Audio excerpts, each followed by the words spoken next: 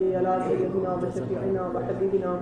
وكريمنا ومولانا محمد معدن الجود والكرم منبع العلم والحكم وعلى آله وصحبه وبارك وسلم.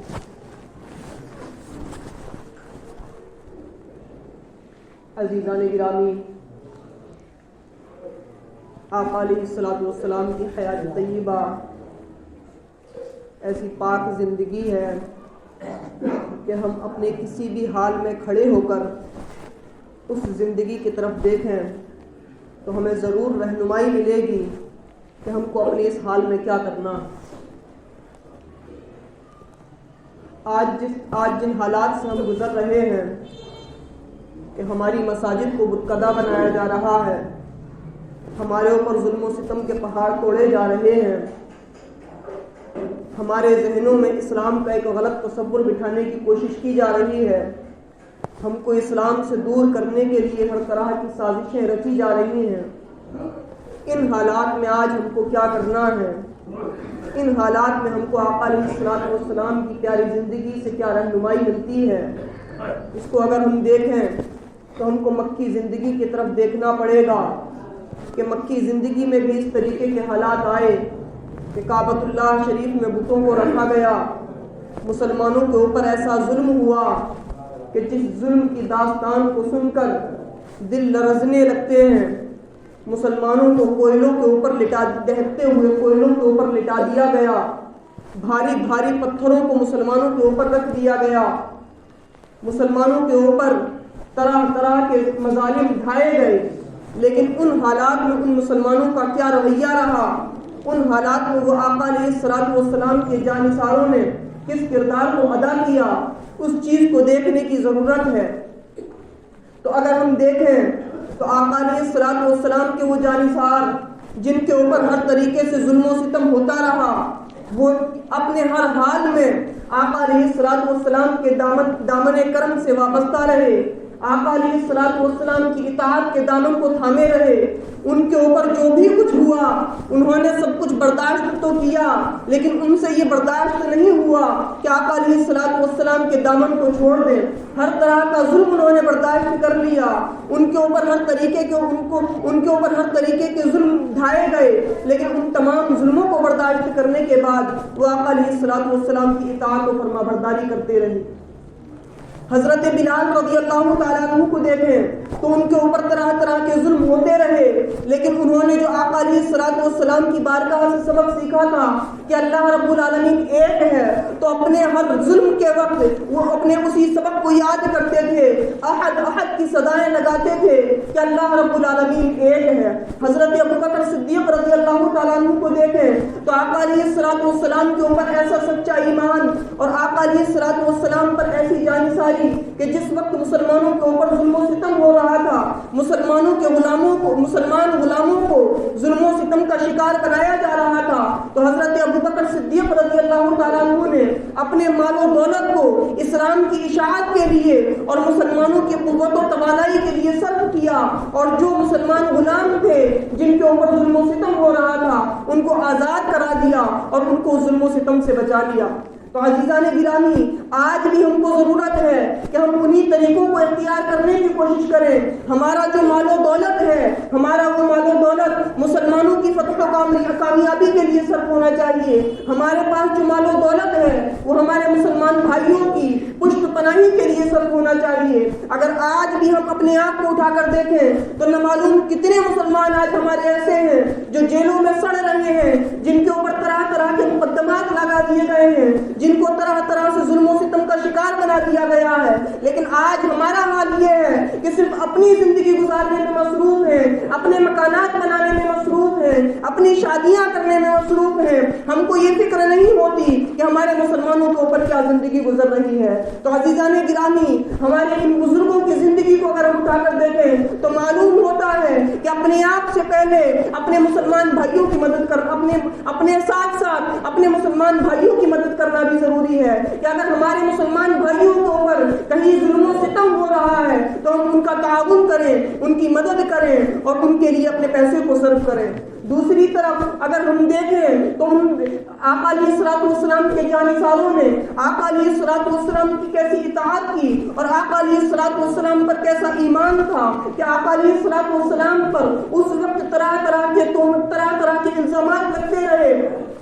لوگ آقا علیہ الصلوۃ والسلام سے دور کرنے کے لیے کہیں آقا علیہ الصلوۃ والسلام کو جادوگر کہتے, کہیں ساحر و مجنون کہتے, کہیں کاہن کہتے, کہیں قرآن کریم کو جھوٹی من گڑت باتیں کہتے کہ کسی بھی طریقے سے یہ جانثار اسلام سے دور ہو جائیں, آقا علیہ الصلوۃ والسلام سے دور ہو جائیں. آقا علیہ الصلوۃ والسلام پر طرح طرح کی تہمتیں لگاتے. اور آج بھی اگر ہم حال دیکھیں تو کہیں نہ کہیں یہی حال ہے کہ کہیں ہمارے پردوں کو لے کر, کہیں ہمارے طلاق کے مسئلوں کو لے کر, کہیں کسی چیز کو لے کر, کہیں کسی چیز کو لے کر ہم کو اسلام سے دور کرنے کی کوشش کی جا رہی ہے, ہمارے اسلام پر اعتراضات کیے جا رہے ہیں. لیکن اس وقت میں ان مسلمانوں کا کیا حال تھا, ان مسلمانوں کا ایمان ایسا کامل تھا کہ آقا علیہ الصلوۃ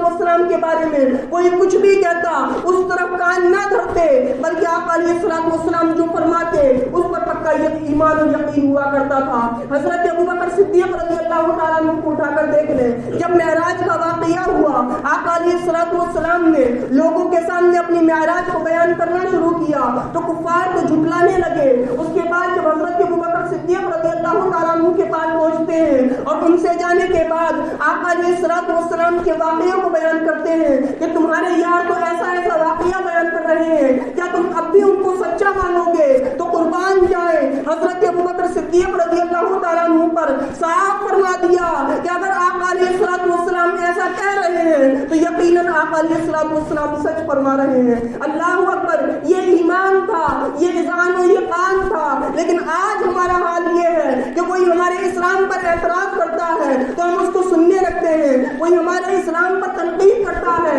تو ہم اس کی طرف کان لگانے لگتے ہیں, اس کی باتیں ہماری سمجھ میں آنے لگتی ہیں. اللہ اکبر, یہی ہمارا ایمان رہ گیا, یہی ہمارا یقین رہ گیا. اگر ایمان سچا ہے تو مسلمان کبھی بھی اسلام کے خلاف نہیں سن سکتا. اگر ایمان سچا ہے تو کبھی بھی انسان ایسے لوگوں کی طرف کان لگا ہی نہیں سکتا جو اسلام کے خلاف بول رہے ہوں. اس کا حال تو یہ ہوگا کہ وہ بس اتنا سنے گا کہ اگر اللہ کا یہ فرمان ہے تو یہ حق ہوگا, قرآن کا یہ فرمان ہے تو یہ حق ہوگا. پردے کو اگر اسلام نے نافذ کیا ہے تو اس میں حکمتیں ہوں گی.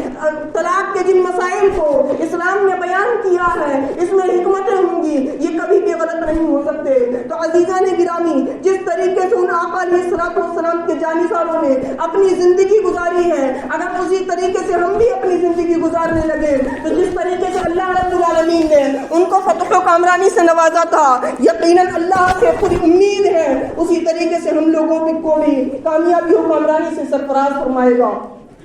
عزیزان گرامی, جس وقت کفار و مشرکین نے ہر طریقے سے مسلمانوں کے اوپر ظلم ڈھایا, ہر طریقے سے مسلمانوں کو اسلام سے روکنے کی کوشش کی, اس وقت جب وہ کفار عاجز آ گئے کہ ہم نے اپنا ہر حربہ اختیار کر لیا, ہر طریقے سے مسلمانوں کو اسلام سے دور کرنے کی کوشش کر لی, لیکن کوئی بھی کوشش کارآمد نہیں ہو رہی, تو عتبہ آقا علیہ الصلوۃ والسلام کی بارگاہ میں آتا ہے. آنے کے بعد کہتا ہے کہ اے محمد,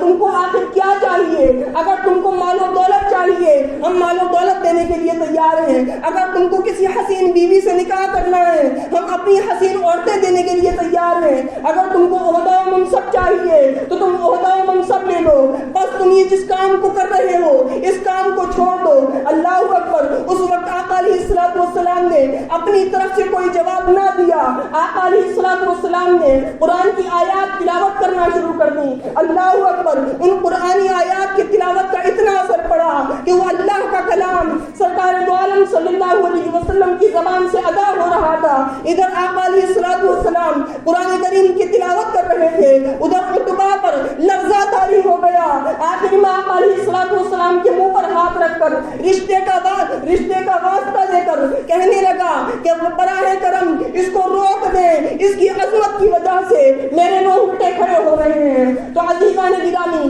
یہاں سے معلوم ہوتا ہے کہ اگر ہم کو اس وقت میں بھی اپنے آپ کو غلبہ دینا ہے، اپنے آپ کو فتح و کامرانی کی طرف لانا ہے، تو ہم کو قرآن عظیم کی تعلیمات کو عام کرنا ہوگا۔ ہم کو قرآن عظیم کو خود بھی پڑھنا ہوگا، خود بھی اس کی تعلیمات کو سیکھنا ہوگا اور دوسرے لوگوں تک بھی اس کی تعلیمات کو پہنچانا ہوگا۔ اسی چیز کو اگر ہم حضرت ابوبکر صدیق رضی اللہ تعالیٰ عنہ کی زندگی میں دیکھیں تو ان کا حال بھی یہی نظر آتا ہے کہ جس وقت چاروں طرف سے اسلام پر حملے کیے جا رہے تھے، اس وقت حضرت ابوبکر صدیق رضی اللہ تعالیٰ عنہ کا حال یہ تھا کہ اپنے گھر کے باہر بیٹھ کر قرآن کریم کی تلاوت کیا کرتے تھے، نمازیں پڑھتے، اس میں تلاوت قرآن کرتے، اور اس تلاوت قرآن کی ایسی برکت ہوتی تھی، اس تلاوت قرآن میں ایسی روحانیت ہوا کرتی تھی کہ آپ کی تلاوت قرآن کو سننے کے لیے چاروں طرف سے لوگ جمع ہو جایا کرتے تھے، جس کو دیکھ کے کفار پریشان ہوتے ہوئے نظر آ رہے تھے۔ عزیزان گرامی، تو آج بھی ضرورت ہے کہ ہم ان قرآنی تعلیمات کو سیکھیں اور دوسرے لوگوں تک پہنچانے کی کوشش کریں، لیکن افسوس یہ ہے کہ آج ہمارا حال یہ ہے کہ ہم خود بھی قرآنی تعلیمات سے دور ہوتے چلے جا رہے ہیں، اپنے بچوں کو بھی قرآنی تعلیمات سے دور کرتے چلے جا رہے ہیں۔ ہمارا حال یہ ہے کہ حد سے حد ہم نے بچے کو پڑھایا تو صرف ناظرہ پڑھا کے یہ سمجھ لیتے ہیں کہ ہم نے اس کو قرآن تعلیمات سے آراستہ کر دیا، اس کے علاوہ کیا احکام ہے، قرآن نے کیا بیان کیا ہے، ان تمام چیزوں کی نہ ہم کو فکر ہے، نہ ہم اپنی اولاد کو یہ تمام چیزیں دینا چاہتے ہیں۔ تو عزیزان گرامی، ضرورت اس چیز کی ہے کہ ہم قرآن تعلیمات کو عام کریں۔ اگر قرآن تعلیمات کو ہم نے عام کر دیا تو یہ قرآن تعلیمات خود ہم کو فتح و کامرانی دیتی ہوئی نظر آئیں گی، پھر ہمیں کسی چیز کی ضرورت نہیں۔ یہ قرآن اگر اس کو ہم نے عام کر دیا تو یہ قرآن ہم کو بلند کرتا ہوا نظر آئے گا، لیکن افسوس یہ ہے کہ ہم خود اس سے دور ہو گئے۔ تیسری طرف بھی دیکھیں کہ جب کفار و مشرکین نے یہ دیکھ لیا کہ کسی بھی طریقے سے یہ بات ماننے کے لیے تیار نہیں، تو جناب ابو طالب کے پاس پہنچتے ہیں۔ جناب ابو طالب سے جانے کے بعد کہتے ہیں کہ تم کسی بھی طریقے سے محمد کو اس کام سے روک دو، اگر یہ نہیں رکے تو ہم تلواریں اٹھا لیں گے۔ اللہ اکبر! جب یہ حال دیکھا تو جناب ابو طالب آقا علیہ السلام سے کہتے ہیں، بیٹا اب تک تو تمام مکہ کے لوگ میرا ادب و احترام کیا کرتے تھے، لیکن آج حال یہ ہے کہ تمہاری وجہ سے یہ لوگ میرے اوپر تلواریں اٹھانے کے لیے تیار ہو گئے ہیں، براہ کرم اس کام کو روک دو۔ تو آقا علیہ السلام نے صاف صاف جواب دیا تھا کہ یہ لوگ میرے ایک ہاتھ میں قرآن، میرے ایک ہاتھ میں سورج دے دیں، دوسرے ہاتھ میں چاند دے دیں، اس کے بعد کہیں کہ میں اس کام کو روک دوں، پھر بھی میں اس کام کو نہیں روکوں گا، دعوت اسلام دیتا رہوں گا۔ یا تو اللہ رب العالمین اپنے اس پیغام کو عام کرے گا یا پھر میں اسلام پر اپنی جان کو نثار کر دوں گا۔ تو عزیزان گرامی، اس پیغام سے بھی ہم کو معلوم ہوتا ہے کہ ہمارا کام یہ ہے کہ ہم خود بھی دین اسلام پر عمل کریں اور دین اسلام کے پیغام کو دوسروں تک پہنچاتے رہیں، لوگوں کو دین کی باتیں بتاتے رہیں، لوگوں کو دین کی طرف مائل کرتے رہیں، اور جہاں ہمارا یہ کام ہے کہ ہم مسلمانوں تک دینی تعلیم کو پہنچائیں، وہیں یہ بھی ہمارا کام ہے کہ غیر مسلموں تک بھی اسلامی تعلیمات کو پہنچانے کی کوشش کریں، اچھے انداز میں۔ جن لوگوں سے ہمارے روابط ہیں، جن سے ہمارے تعلقات ہیں، ان کو اسلامی تعلیمات سے آراستہ کرنے کی کوشش کریں، ان کو اسلامی تعلیمات کی عمدگیاں بتانے کی کوشش کریں۔ اگر اس طریقے سے ہم اسلامی پیغام کو عام کرتے رہے تو ان حالات میں بھی ہم کو ترقی مل سکتی ہے، ان حالات میں بھی ہم کامیاب و کامران ہو سکتے ہیں۔ لیکن اگر اس طریقے کو ہم نے چھوڑا تو جس طریقے سے ناکام ہوتے ہوئے نظر آ رہے ہیں، اسی طریقے سے ناکام ہوتے رہیں گے۔ اللہ سے دعا ہے کہ کہنے سننے سے زیادہ عمل کرنے کی توفیق عطا فرمائے۔ السلام علیکم ورحمۃ اللہ۔